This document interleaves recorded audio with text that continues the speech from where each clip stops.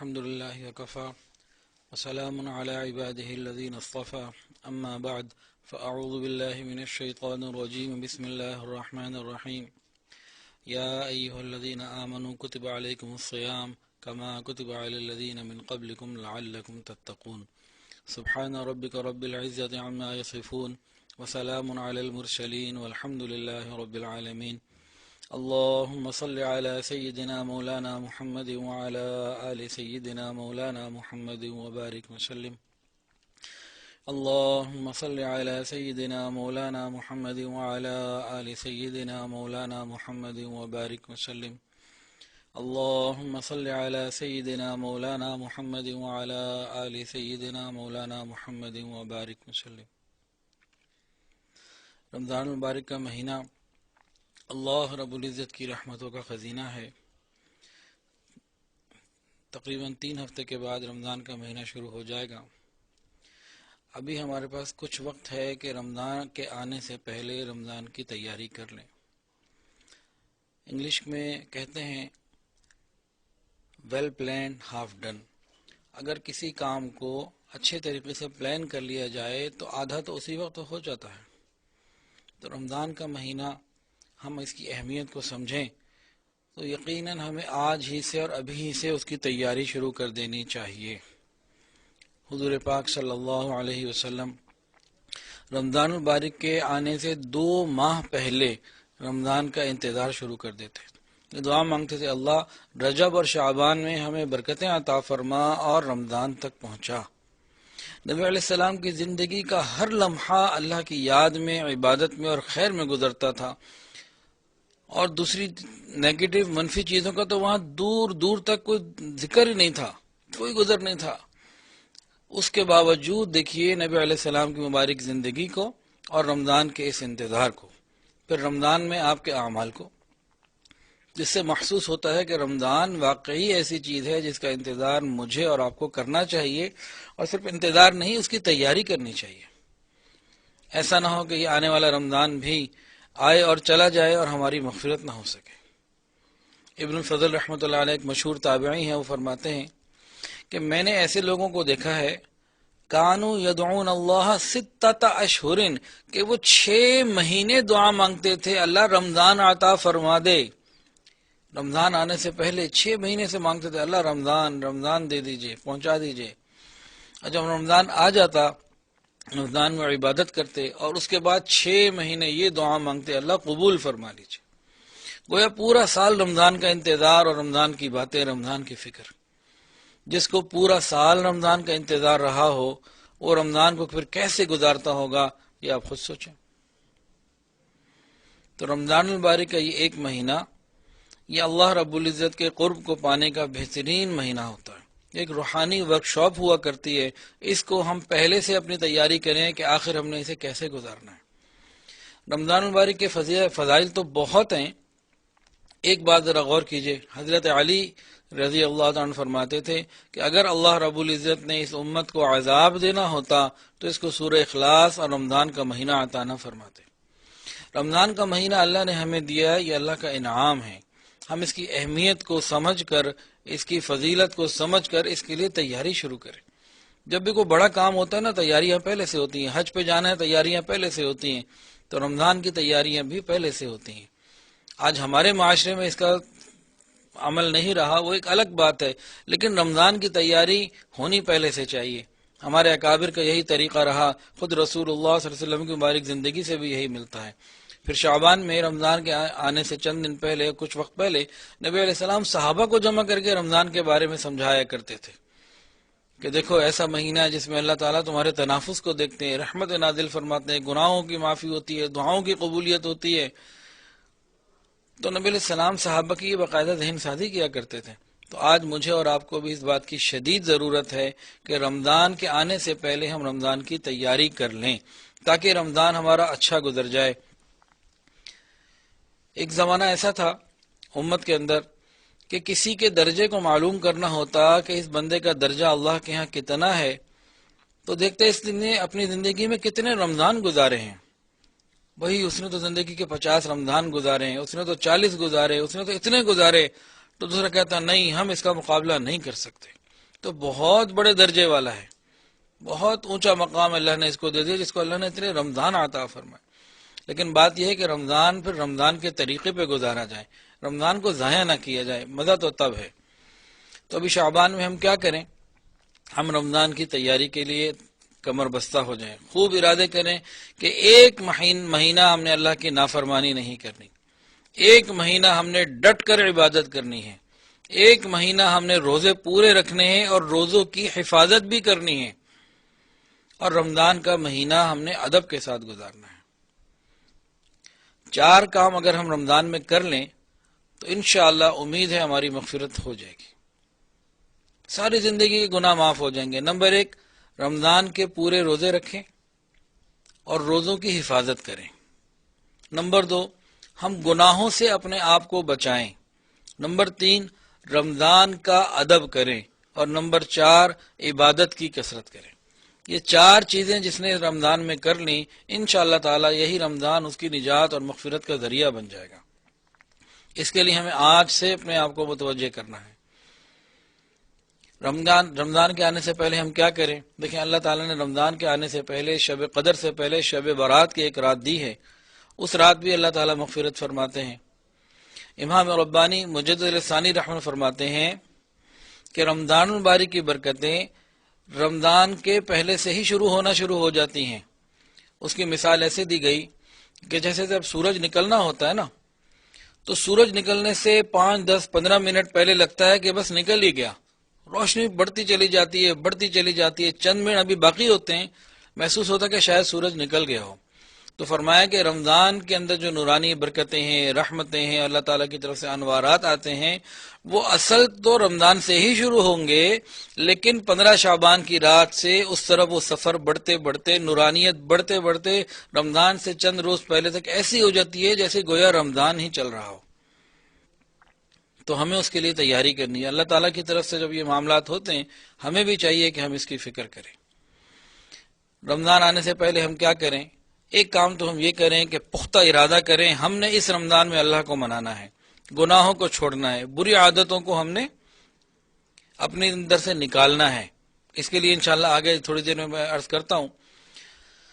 فی الحال یہ کرنا چاہیے کہ جو رمضان میں ہماری شاپنگز ہوتی ہیں، سامان لانا ہوتا ہے، سودا سلف ہے گھر کا، کچن کا، کوشش کر کے ہر آدمی اپنی استطاعت کے مطابق اپنے حالات کو دیکھتے ہوئے یہ سارے کام یہ شعبان میں کر لے۔ رمضان میں کوشش کریں مجھے بازار میں نہ جانا پڑے، جانا بھی ہو تو بہت ضروری ہے کسی ایمرجنسی کام کے لیے جس کا اس کے بغیر گزارا نہیں تھا۔ زیادہ تر کوشش یہ کریں کہ ہم شعبان میں کام کر لیں، جیسے عید کی خریداری، بچوں کے لیے جوتے، کپڑے یا کوئی اور خریداری ہے، ہم یہ کوشش کریں کہ وہ رمضان کی مبارک راتوں کو بازاروں میں تباہ کرنے کے بجائے ہم ان چیزوں کو رمضان سے پہلے ہی خرید لیں۔ اس کا مادی فائدہ بھی ہے اور اس کا روحانی فائدہ بھی ہے۔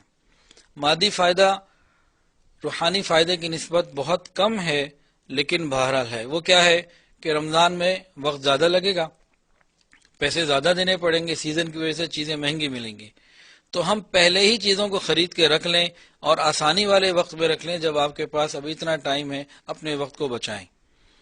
دوسرا کیا فائدہ ہوگا روحانی؟ کہ رمضان کی وہ برکتیں اور رمضان کی وہ رحمتیں جو ہیں، جو ہمیں عبادت میں لگانی چاہیے تھی، ان اوقات کو ہم بازار میں جب لگائیں گے تو نقصان ہوگا۔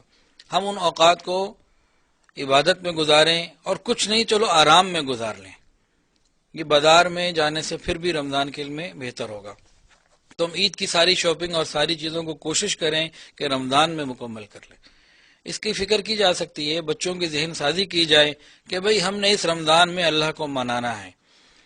قیامت کے دن ایسے ایسے لوگ اللہ کے دربار میں کھڑے ہوں گے جنہوں نے ایک رمضان میں 63 قرآن پاک پڑھے ہوں گے۔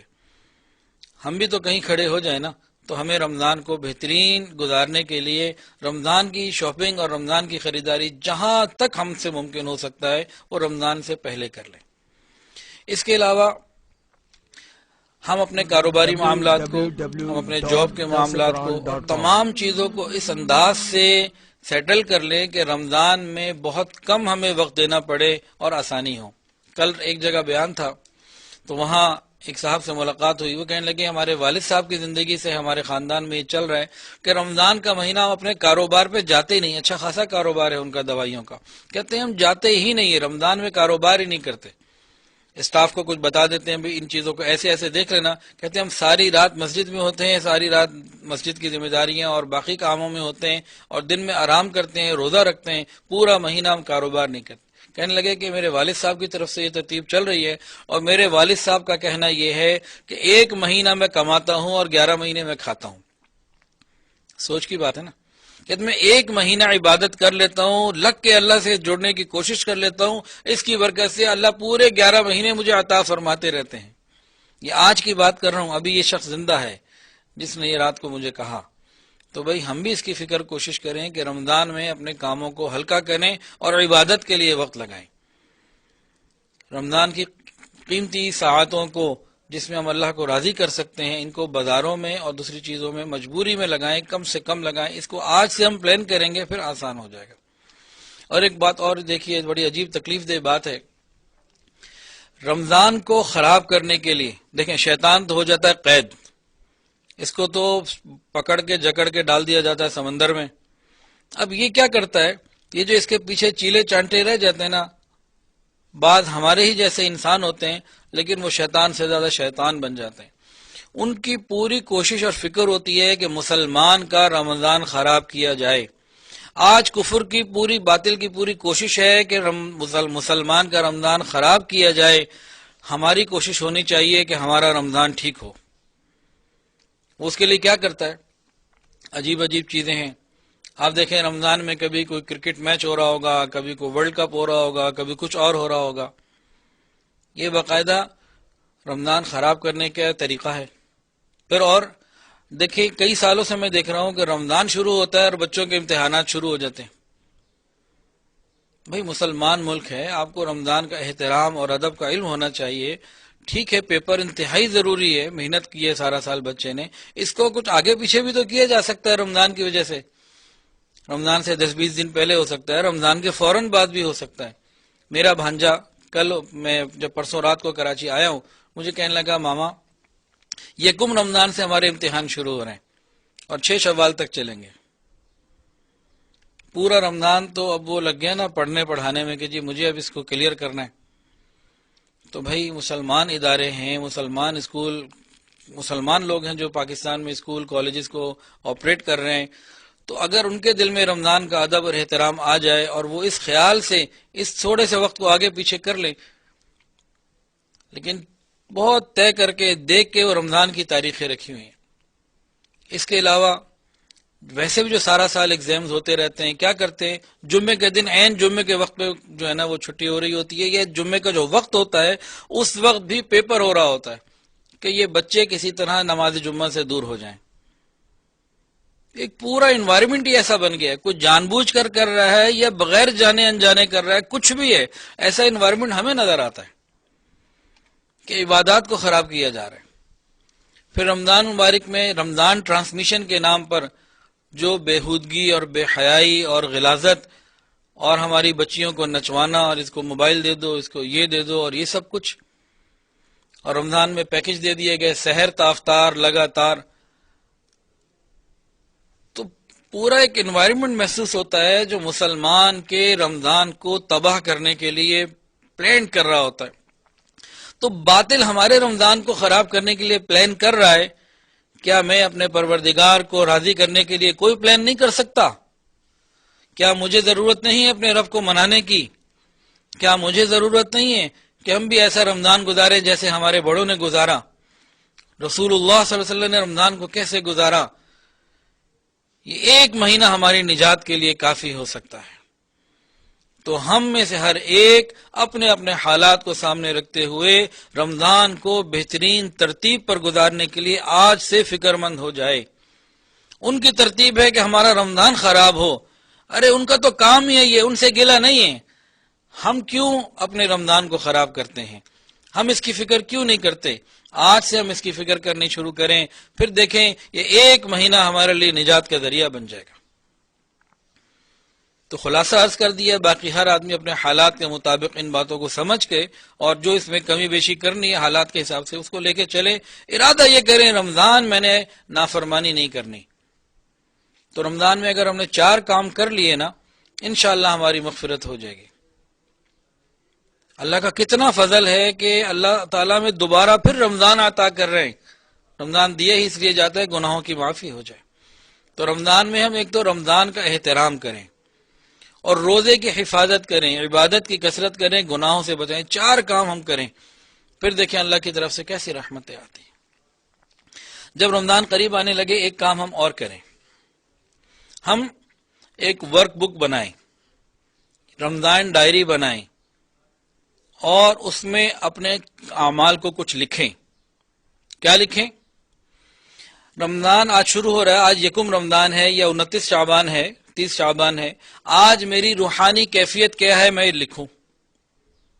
نماز پڑھتا ہوں کتنا تعلق محسوس ہوتا ہے، ذکر مراقبہ اور تلاوت میں مجھے کتنا تعلق اللہ سے محسوس ہوتا ہے یا نہیں ہو رہا.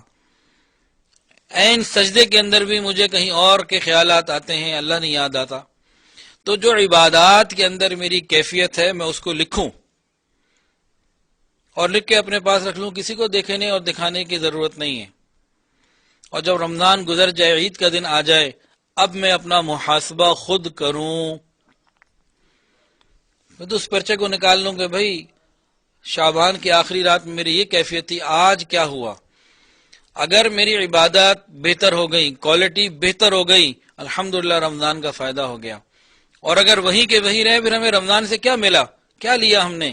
اور اگر خدا نہ خواستہ نیچے چلے گئے تو جس نے رمضان میں بھی فائدہ نہ اٹھایا پھر کب اٹھائیں گے. اس کو ہم سوچیں. ایک کام ہمیں یہ کرنا ہے، اپنی روحانی کیفیت کو لکھنا ہے. یہ اہم باتیں ہیں، اگر آپ نے کر لیں انشاءاللہ اس کی برکتیں اللہ آپ کو خود عطا فرمائیں گے. دوسرا کام کیا کریں؟ اپنے گناہوں کو لکھیں. کون کون سے گناہ مجھ سے ہوتے ہیں، کون کون سے گناہ مجھ سے ہو رہے ہیں. اور اپنی بری عادتوں کو لکھیں. کون کون سی بری عادتیں میرے اندر موجود ہیں جنہیں میں چاہتا ہوں ختم ہو جائیں. ان دونوں کو لکھیں، اس کی بھی فہرست بنائیں. یہ بھی کسی کو دکھانے کی ضرورت نہیں، معاملہ تو اللہ کے ساتھ ہے، وہ تو سب جانتا ہے. اور ہم ارادہ کریں پکا کہ ہم نے ان عادتوں کو ختم کرنا ہے، اپنے اندر سے نکالنا ہے. یقین موجود ہونا چاہیے. بہت سے لوگ کہتے ہیں جی ہم تو بری عادت چھوڑ ہی نہیں سکتے. ارے کیسی بات کرتے ہیں. اللہ فرماتے ہیں وَذَرُوا ظَاهِرَ الْإِثْمِ وَبَاطِنَهُ، چھوڑ دو تم وہ گناہ جو لوگوں کے سامنے کرتے ہو یا چھپ کے کرتے ہو. گویا ہمیں حکم دیا جا رہا ہے کہ تم اپنے گناہوں سے اپنے آپ کو بچا لو. اس کا مطلب یہ ہوا کہ ہمارے اندر استعداد موجود ہے. اگر ہمارے اندر یہ استعداد موجود نہ ہوتی تو اللہ تعالیٰ ہمیں حکم ہی نہ دیتے. اللہ تعالیٰ نے ہمیں کوئی ایسا حکم نہیں دیا کہ جو ہم کر ہی نہ سکتے ہوں. تو ہم اس بات کا یقین کریں کہ یقیناً ہمارے اندر یہ صلاحیت موجود ہے، اس کو صحیح طریقے سے استعمال کرنے کی ضرورت ہے. تو ہم کیا کریں؟ اپنی بری عادتوں کو لکھیں اور اپنے گناہوں کو لکھیں. پھر رمضان میں ارادہ کریں کہ ایک ایک کر کے آہستہ آہستہ ان کو میں نے چھوڑنا ہے. انشاءاللہ رمضان کے بعد جب ہم دوبارہ اپنا محاسبہ کریں گے اور ان گناہوں میں اور بری عادتوں میں ہمیں کمی محسوس ہوگی، جب فکر انسان کر لے گا اور قدم بڑھائے گا تو میرے اللہ مدد فرماتے ہیں. اچھا، گناہوں کو لکھنے میں ایک اور کام بھی کیا جا سکتا ہے.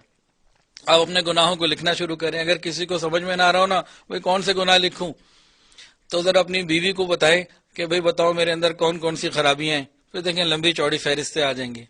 خیر یہ تو ایک مذاق کی بات ہے. جب ہم سنسیئر ہیں، قیامت کے دن کی ذلت اور رسوائی سے بچنے کے لیے جب ہمارے گناہوں کو پوری دنیا کے سامنے کھول دیا جائے گا، اولین آخرین وہاں موجود ہوں گے اور ہمارے نام اعمال کھول دیے جائیں گے، اس سے بہت بہتر ہے کہ ہم یہاں موت سے پہلے اپنا محاسبہ کر لیں، اپنے گناہوں کو خود لکھیں اور اپنے ارد گرد جو قریب کے لوگ ہیں ان سے یہ کہیں کہ دیکھو بھائی اگر آپ کو میرے اندر کوئی ایسی بات محسوس ہوتی ہے جو میرے اندر نہیں ہونی چاہیے وہ آپ مجھے بتاؤ. دیکھیں اس میں شرم کی بات نہیں ہے. جو ہمارے خیر خواہ ہیں، قریب ہیں، ہر ایک سے تو نہیں پوچھنا. اس کو یہ تو نہیں کہ ہم نے ایف ایم پہ دے دینا ہے کہ جی ساری دنیا سے پوچھنا. نہیں، قریب کے ایک دو لوگوں سے بات ہم نے کرنی ہے اور ان سے کہنا بھی دیکھیں ہمارے اندر کوئی آپ کو عیب نظر آتا ہے، کوئی برائی ہے، وہ ذرا آپ مجھے بتا دیں. میں اس کی اصلاح کرنا چاہتا ہوں. اور یاد رکھیں، آپ پوچھیں یا نہ پوچھیں، اس کو پتہ ہے. مثال کے طور پر ایک آدمی نماز کی پابندی نہیں کرتا، اب ہمارے قریب کے لوگوں تو بیوی کو تو پتہ ہے نا فجر میں نہیں اٹھتا، ہم اس کو ریئلائز نہیں کر رہے ہوتے. بعض مرتبہ جب ہم قریب کے ایک دو لوگوں سے اس قسم کی کوئی بات پوچھ لیں گے تو بہت ساری اچانک ہمارے سامنے چیزیں آئیں گی جو ہم سوچ ہی نہیں رہتے کہ اچھا میں تو اس کو محسوس ہی نہیں کرتا تھا اور اگلا بندہ اس کو برا محسوس کر رہا ہے. تو اس طریقے سے بھی کیا جا سکتا ہے، لیکن اس کی بھی حدود ہوں گی. ایسے نہیں کہ ہر ایک آدمی سے پوچھا جائے. تو ہم دوسروں سے اپنے بارے میں معلومات لے لیں. پھر گناہوں کو چھوڑنے کا ہم ارادہ کریں تو اس کے فضائل کو سمجھیں. حدیث کے اندر آتا ہے التائب من الذنب کمن لا ذنب له، گناہوں سے توبہ کرنے والا ایسا جس نے گناہ کیے ہی کوئی نہیں. اس کے علاوہ یہ فرمایا التائب حبیب اللہ، گناہوں سے توبہ کرنے والا اللہ تعالیٰ کا دوست ہے. ہمیں اللہ کی دوستی مل رہی ہے. تو ہم اس کو سوچیں. جب ہم گھر والوں کو بتائیں گے تو ہو سکتا ہے وہ ہمیں یہ بتائیں کہ جی آپ موبائل پہ بہت زیادہ ٹائم لگاتے ہیں، آپ کی ماں انتظار کر رہی ہوتے ہیں، آپ کا بھائی، آپ کے بچے، یہ چیزیں آپ کی خراب ہو رہی ہیں، یا آپ کا فلاں کام، یا آپ کی یہ، وہ آپ کو خود بتائیں گے. ہر آدمی کے اپنے حالات ہیں. جب وہ ارد گرد کے لوگوں سے معلوم کرے گا تو آسانی ہو جائے گی. اور جب پہلے ہی پلان کر لیں دونوں میاں بیوی آپس میں کہ بھئی دیکھو ہم اپنی اصلاح کے لیے اللہ کو منانا ہے، رمضان کو پانا ہے، اچھا کرنا ہے، تو ہم ایک دوسرے کی باتیں اس طرح ایک دوسرے کو شیئر کر دیں اور اس کو ہم اصلاح کی فکر کر لیں تاکہ ہمارا رمضان اچھا ہو، ہماری نسلوں میں برکتیں آئیں. اور یہ پوچھنے میں نقصان کوئی نہیں ہے، ہمیں ایک دوسرے کا پتہ ہی ہوتا ہے گھر والوں کو، اس میں کوئی پریشانی کی بات نہیں ہے. اصلاح کے لیے ہم فکر مند ہوں اور ارادہ کریں ہمیں یہ کرنا ہے. جب ہم ارادہ کر لیں گے اللہ تعالیٰ آسانیاں پیدا فرمائیں گے. اس کے علاوہ ایک کام اور بھی ہے. بعض مرتبہ کیا ہوتا ہے کہ انسان گناہ چھوڑنا چاہتا ہے، گناہ چھوٹتا نہیں ہے. نفس اتنا خراب ہو چکا ہوتا ہے کہ وہ گناہ کو چھوڑنے نہیں دیتا. دل کرتا ہے کہ میں گناہوں کو چھوڑوں تو گناہ نہیں چھوٹ رہے ہوتے. تو اس کے لیے بھی دو تین چیزوں کو سوچ لیجئے اور دیکھ لیجئے، انشاءاللہ ہمارے لیے گناہ چھوڑنا آسان ہو جائے گا. سب سے پہلے تو ہم یہ ارادہ کریں کہ ہمیں چھوڑنا ہے. دوسرے نمبر پہ یقین کریں کہ ہاں میں چھوڑ سکتا ہوں، میں اللہ کا ولی بن سکتا ہوں، یہ رمضان مجھے قرب کے اور ولایت کے مقامات دے سکتا ہے، میں سب کچھ کر سکتا ہوں. یقین کے ساتھ کریں میں گناہوں کو چھوڑ سکتا ہوں. اس کے بعد اپنے گناہوں کو، بری عادتوں کو لکھ لیں، لسٹ بنا لیں، ایک ایک کر کے کم کرنا شروع کریں.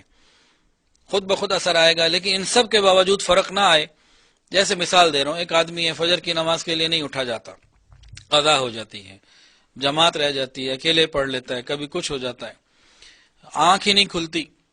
اب کل صبح میرا بھانجا میرے پاس آیا، کہنے کا ماما جی ساری رات نیند نہیں آتی ہے، 2 بج جاتے ہیں اور میں جلدی سونا چاہتا ہوں، کیا کروں، لیٹتا ہوں نیند نہیں آتی.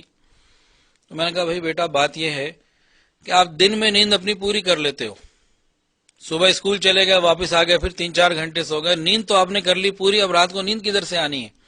اگر آپ یہ چاہتے ہو کہ رات کو وقت پر نیند آئے، آپ دن میں مت سو. 1 دن 2 دن 3 دن کتنے دن رکو گے؟ آپ اسکول سے واپس آئے اور 3 گھنٹے کے لیے 4 گھنٹے کے لیے سو گئے، تو نیند کا کوٹا آپ رات کو سوئے 3-4 گھنٹے وہ پورے کیے، اور 3-4 گھنٹے آپ نے دوپہر کو یا شام کو پورے کر لیے. اب رات کو نیند کیسے آنی ہے؟ یہ تو نہیں آئے گی. طریقہ کیا ہے کہ اسکول سے واپس آنے کے بعد اب نہیں سونا، اپنے آپ کو لگائیں نہیں سونا، جتنی نیند آ رہی ہو. جب آپ 1 دن 2 دن 3 دن ایسا کر لو گے، رات کو 11 بجے 10 بجے خود نیند آئے گی. کیسے نہیں آئے گی؟ اب ہم سوچ رہے ہوتے ہیں جی نیند ہم نے رات کو پوری کر لی، کچھ دن میں پوری کر لی، اب 11 بجے بستر پہ نیند نہیں آ رہی. تو واقعی نہیں آنی چاہیے وہ. تو ہم نیند فجر کو کنٹرول کرنا چاہتے ہیں تو اپنی نیند کو بھی بیلنس کرنے کی کوشش کریں. اس کے لیے رات کو جلدی سونا پڑے گا، اور رات کو جلدی جب سوئیں گے تب سو سکیں گے جب دن میں ہم نے نیند پوری نہیں کی ہوگی. خود بخود ٹھیک ہو جائے گا معاملہ. اس کے علاوہ فجر کی نماز پہ الارم لگائیں، اور الارم کو تکیے کے نیچے نہ رکھیں، دور رکھیں، اٹھ کے جا کے لانا پڑے. تکیے کے نیچے ہوتا ہے ایسے ہی ہاتھ مارتے ہیں اور گئے، پھر دوبارہ سو جاتے ہیں. دور رکھیں اور اسنوز کر لیں 5-5 منٹ کے بعد، کئی الارم ہو تاکہ انسان اٹھے، فکر مند ہو جائے انسان. پھر بھی مسئلہ حل نہ ہو رہا ہو تو بیوی کو کسی کو میں گھر میں کو کہہ دے بھئی مجھے آپ نے اٹھانا ہے. اس طرح کے سارے اہتمام پورے کر لے، انشاءاللہ مسئلہ حل ہو جائے گا.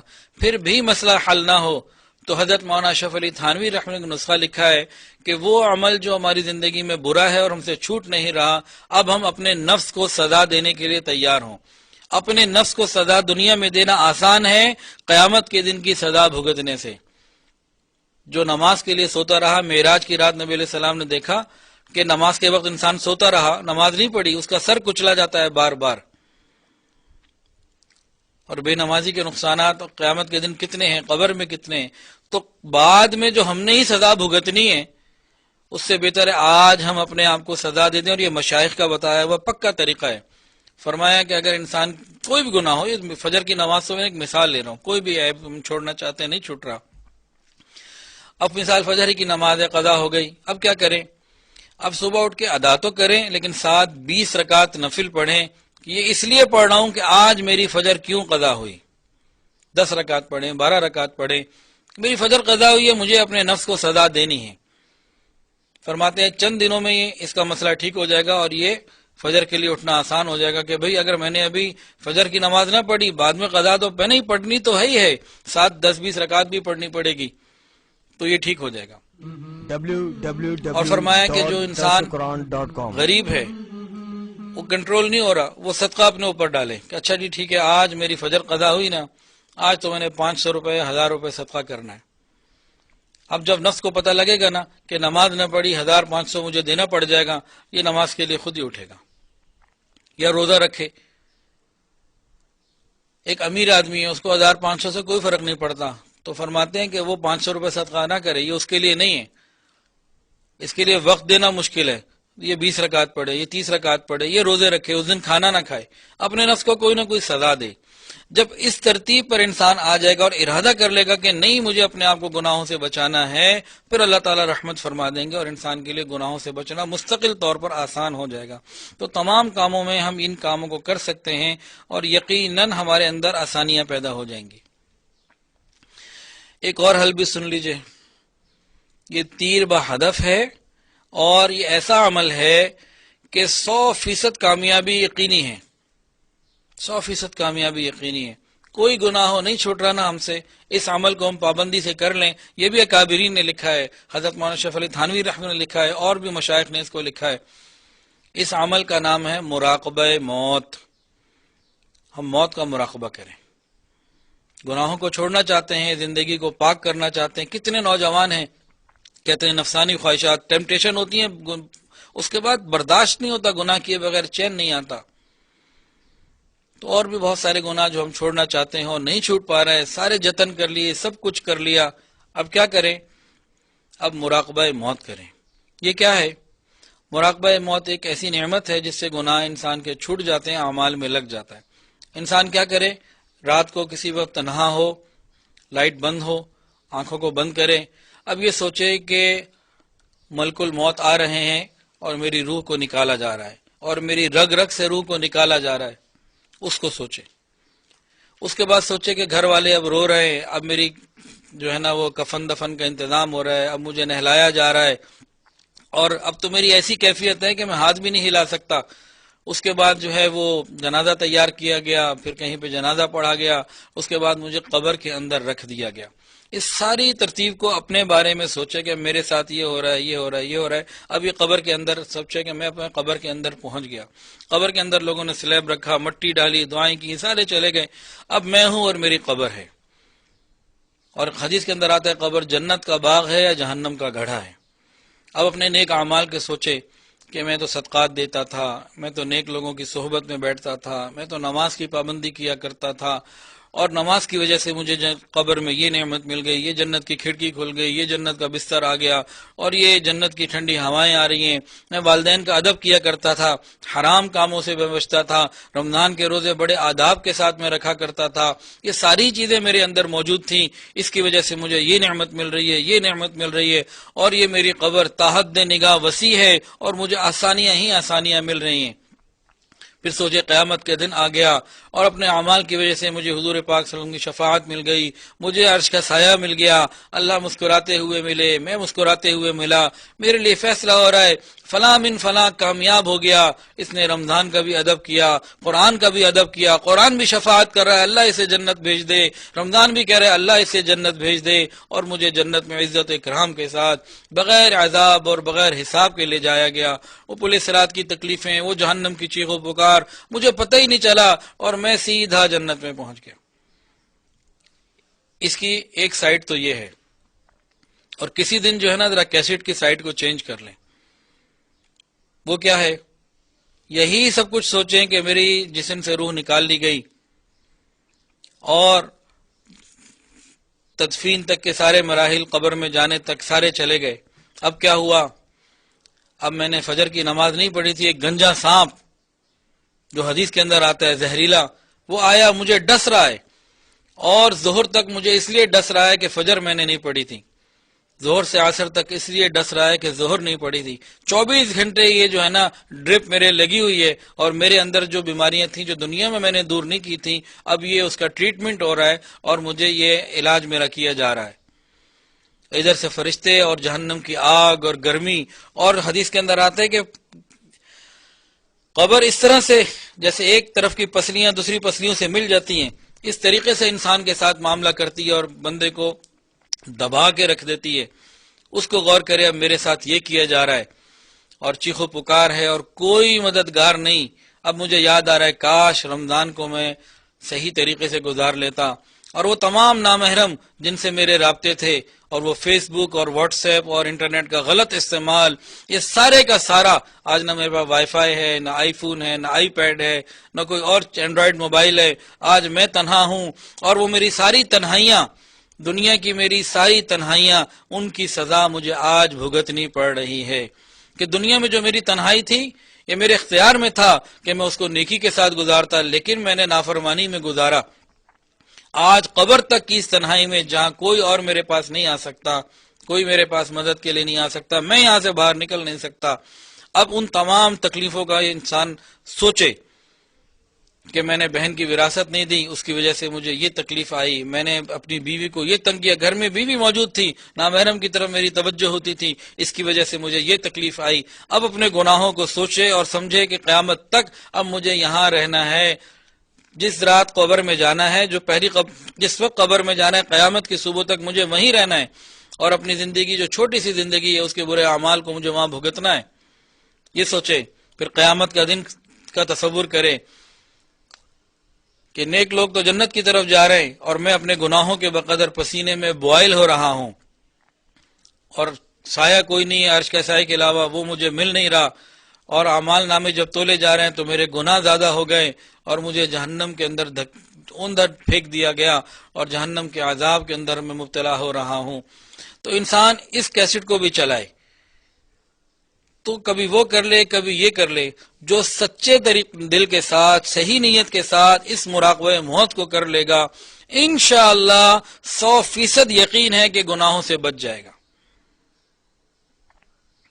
جتنے لوگوں کو میں نے بتایا ہے، جن لوگوں نے کیا، اکثر تو کرتے ہی نہیں، کیونکہ اندر نیت نہیں ہے گناہ چھوڑنے کی، کہتے ہیں جی گناہ نہیں چھوڑتے، ارے بھائی طریقے بتائے ہیں آپ کو، آؤ، وہ کرتے نہیں ہیں، اصل اندر سے کچے ہوتے ہیں۔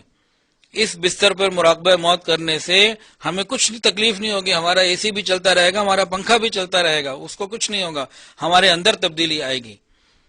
ہم اپنے اندر تبدیلی لانا چاہتے ہیں تو اس کی فکر کریں، ہاں نہیں چاہتے تو سب کچھ سننے سمجھنے کے باوجود بھی پھر ہم اصل میں چاہتے نہیں گناہوں کو چھوڑنا، دنیا کی حرام لذتوں کو چھوڑنا، پھر معاملہ کچھ اور ہے۔ اگر ہم چاہتے ہیں تو پھر ان پر عمل کر کے دیکھیں پھر کیا ہوگا۔ اس کے ساتھ ایک اور چیز جس سے ہمیں گناہوں پر چھوڑنے میں استقامت رہے گی اور اعمال میں بڑھنے کے لیے ہمت رہے گی، وہ کیا ہے؟ ہم اہل اللہ کی صحبت کو اختیار کریں، اللہ والوں کی صحبت کو اختیار کریں، پھر دیکھیں اس کی برکتیں کیسے ملتی ہیں۔ تو ہم اس کا ارادہ کر لیں، یہ ہم رمضان کے پہلے دن تک ساری چیزوں کو سوچ لیں اور سمجھ لیں۔ اب جب رمضان مبارک کا مہینہ آ جائے اس وقت ہم نے کیا کرنا ہے؟ 4 کام۔ رمضان کا ادب کرنا ہے، بے ادبی نہیں کرنی، یہ روزے آ گئے، یہ کیا ہو گیا، الٹی سیدھی لوگ باتیں کرتے ہیں، کسی کی ایسی بات سننی بھی نہیں، اور ہم نے اس کا ادب اور احترام کرنا ہے۔ نزہۃ المجالس ایک کتاب ہے، اس میں ایک عجیب واقعہ لکھا ہوا ہے کہ ایک مجوسی تھا، آگ کو پوجنے والا، وہ ایک رمضان کے مہینے میں اپنے بیٹے کے ساتھ کہیں جا رہا تھا، تو بیٹے نے رمضان میں کوئی چیز بازار میں کھا لی. اس مجوسی نے اپنے بیٹے کو تھپڑ مار دیا، ناراض ہو گیا، غصہ کیا کہ مسلمانوں کا مہینہ ہے، تم اس کا احترام نہیں کرتے ہو. بات خیر آئی گئی ہو گئی، اس مجوسی کا انتقال ہو گیا. تو شہر کے کسی عالم نے اس مجوسی کو خواب میں دیکھا ہے جنت کے مزے لے رہا ہے. کہا تم وہ مجوسی نہیں ہو، تم جنت میں کیسے آ گئے؟ کافر کے لیے تو ہے ہی نہیں. کہنے لگا ہاں تھا تو میں مجوسی ہی، لیکن موت کے وقت اللہ رب العزت نے احترام رمضان کی وجہ سے مجھے کلمہ عطا فرما دیا. جب کسی غیر مسلم کے ساتھ یہ مہربانی ہو سکتی ہے، ہم تو حضور پاک صلی اللہ علیہ وسلم کے غلام ہیں، امتی ہیں، ہمارے ساتھ تو اس سے زیادہ رحمت کا معاملہ ہوگا. ہم رمضان کا احترام کریں. اور آج دیکھیں کتنے لوگ ہیں جو روزہ نہیں رکھتے، کھلے عام بازاروں میں کھاتے ہیں، گانے سنتے ہیں، اور میوزک کی محفلیں ہوتی ہیں. افطار پارٹیوں میں تو اتنے گناہ ہوتے ہیں کہ الامان والحفیظ، بے پردگی الگ ہوتی ہے. ہم رمضان کے مہینے کا احترام کریں، اس کی بید بھی نہ ہو ہم سے. یہ مقدس مہینہ ہے، اللہ رب العزت کی نسبت ہے اس کے ساتھ، قرآن اس میں نازل ہوا. تو ہم رمضان کا احترام کریں پورے مہینے، اور اپنے بچوں کو سکھائیں اور سمجھائیں. ایک کام ہو گیا. دوسرا، ہم رمضان میں اپنے آپ کو گناہوں سے بچائیں. ہم رمضان میں ارادہ کریں ایک مہینہ میں نے آنکھ میری غلط نہیں دیکھے گی، ایک مہینہ میری زبان جھوٹ نہیں بولے گی، ایک مہینہ میں کسی نامحرم کی بات نہیں سنوں گا، میں میوزک نہیں سنوں گا، میں غیبت نہیں سنوں گا.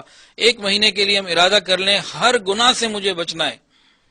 ایک صحابی نبی علیہ السلام کے پاس آئے، کہا ہے لیکن ابھی بہت بڑا عبادت گزار بننا چاہتا ہوں، میں چاہتا ہوں سب سے بڑا میں عبادت گزار بن جاؤں. فرمایا گناہوں کو چھوڑ دو.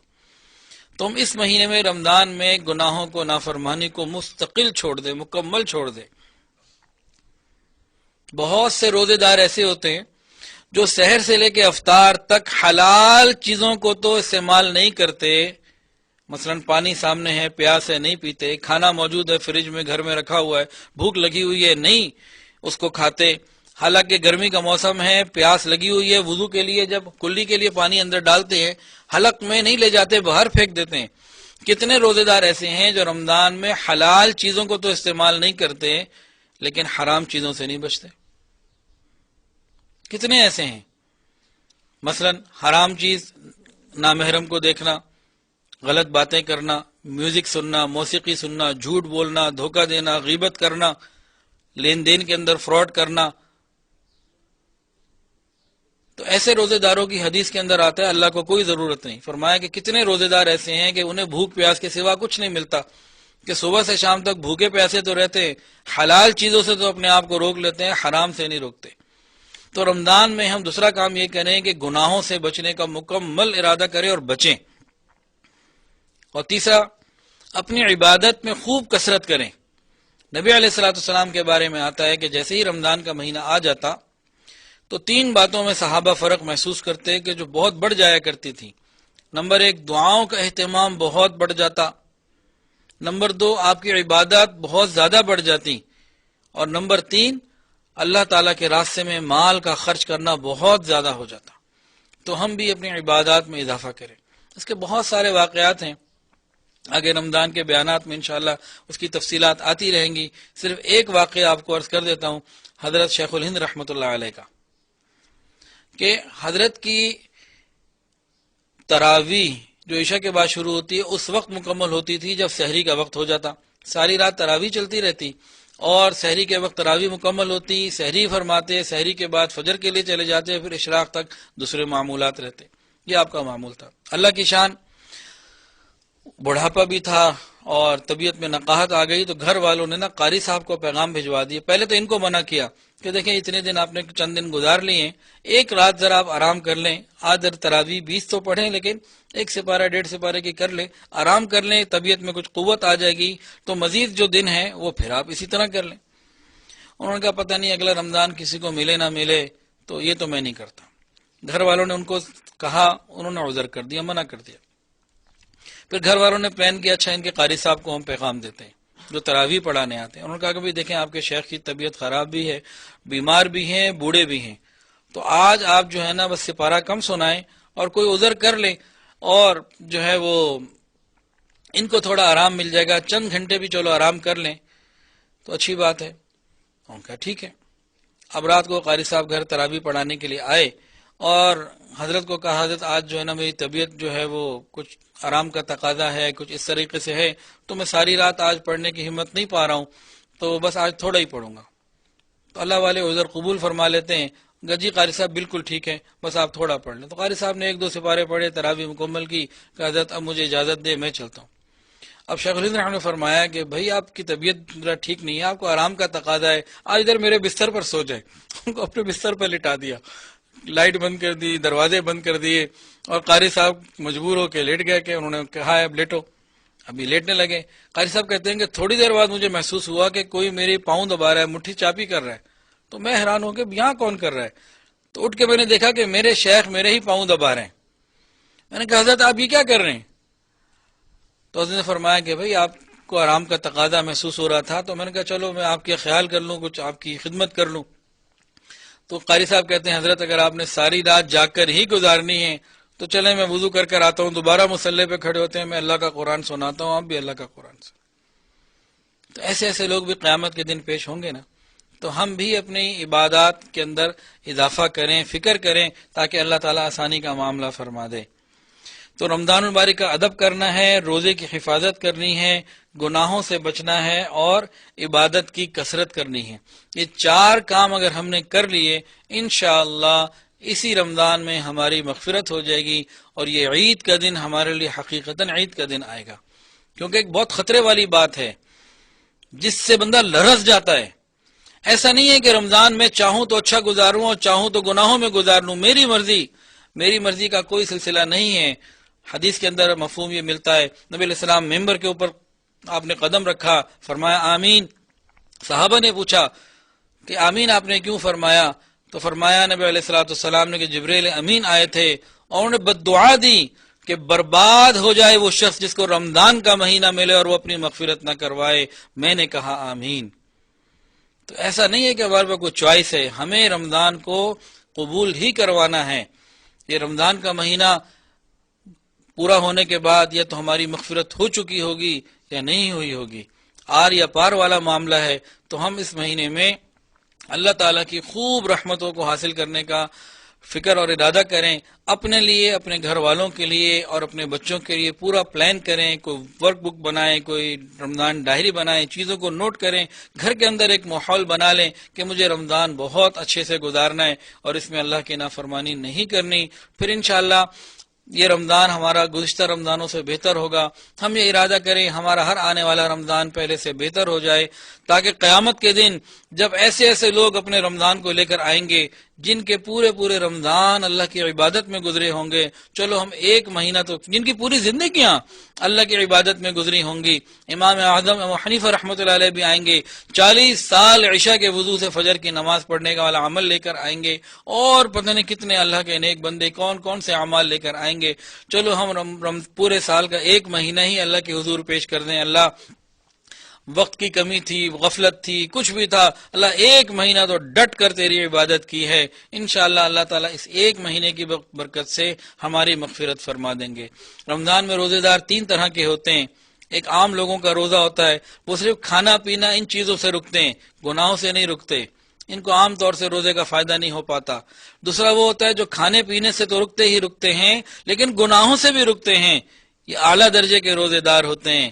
ایک ان سے بھی اعلیٰ درجے کے روزے دار ہوتے ہیں، وہ کھانے پینے سے بھی رکتے ہیں، گناہوں سے بھی رکتے ہیں، اور اپنے دل کو یاد الہی کے ساتھ لگائے رکھتے ہیں، ایک لمحہ کے لیے غفلت نہیں ہوتی ان کو۔ تو جب ایسے انسان رمضان گزارنے کی کوشش کرے، لیلۃ القدر اور باقی نعمتیں تو درمیان میں خود بخود مل جایا کرتی ہیں۔ اللہ تعالیٰ سے دعا ہے اللہ تعالیٰ رمضان سے پہلے ہمیں رمضان کی تیاری کی توفیق عطا فرمائے، اور اس رمضان کو اکابر کے رمضان کے مطابق گزارنے کی توفیق عطا فرمائے۔ وآخر دعوانا الحمدللہ۔